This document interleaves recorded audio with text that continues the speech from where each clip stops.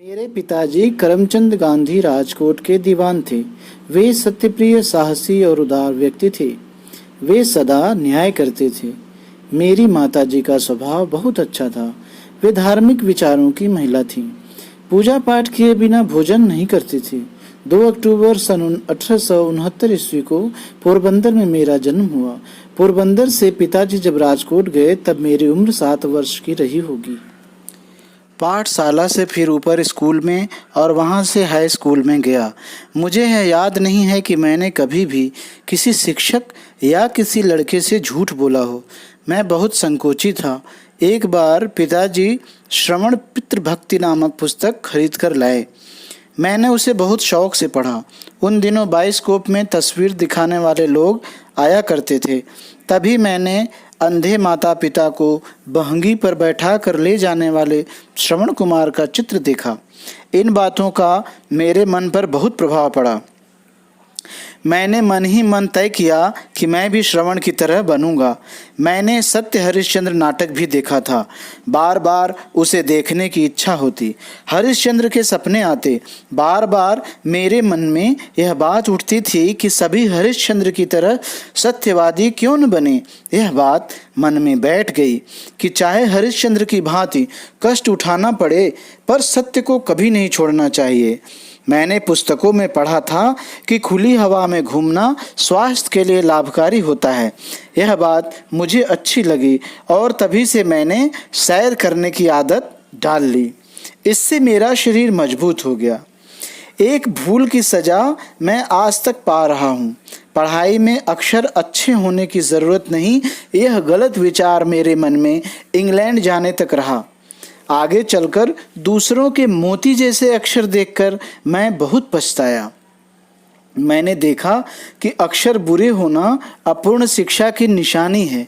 बाद में मैंने अपने अक्षर सुधारने का प्रयत्न किया, परंतु पके घड़े पर कहीं मिट्टी चढ़ सकती है।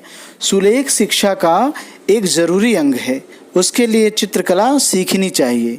बालक जब चित्रकला सीखकर चित्र बनाना जान जाता है तब यदि अक्षर लिखना सीखे तो उसके अक्षर मोती जैसे हो जाते हैं। अपने आचरण की तरफ मैं बहुत ध्यान देता था। इसमें यदि कोई भूल हो जाती तो मेरी आंखों में आंसू भर आते। मेरे हाथों कोई ऐसा काम हो जिसके लिए शिक्षक मुझे दंड दे तो यह मेरे लिए असह्य था। मुझे याद है कि एक बार मुझे मार खानी पड़ी थी। मुझे मार का दुख न था पर मैं दंड का पात्र समझा गया। इस बात का बहुत दुख था। यह बात पहली या दूसरी कक्षा की है। दूसरी बात 7वीं कक्षा की है। उस समय हेडमास्टर कड़ा अनुशासन रखते थे, फिर भी वे विद्यार्थियों के लिए प्रिय थे। वे स्वयं ठीक काम करते और दूसरों से भी ठीक काम लेते थे। पढ़ाते अच्छा थे।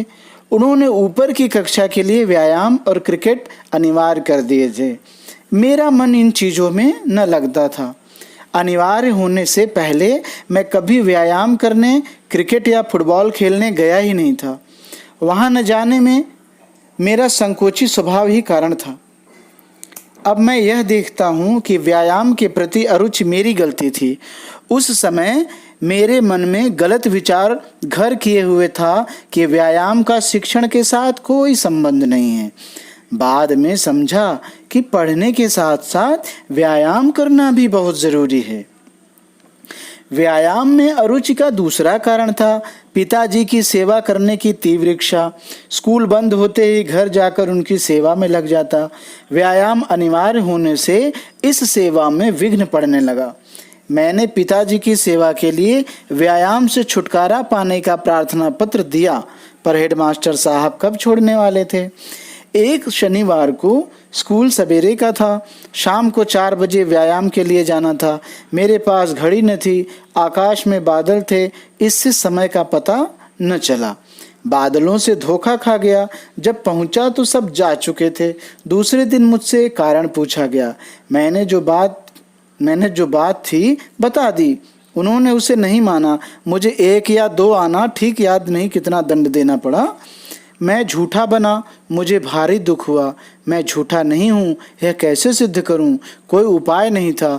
मैं मन मार कर रह गया। बाद में समझा कि सच बोलने वाले को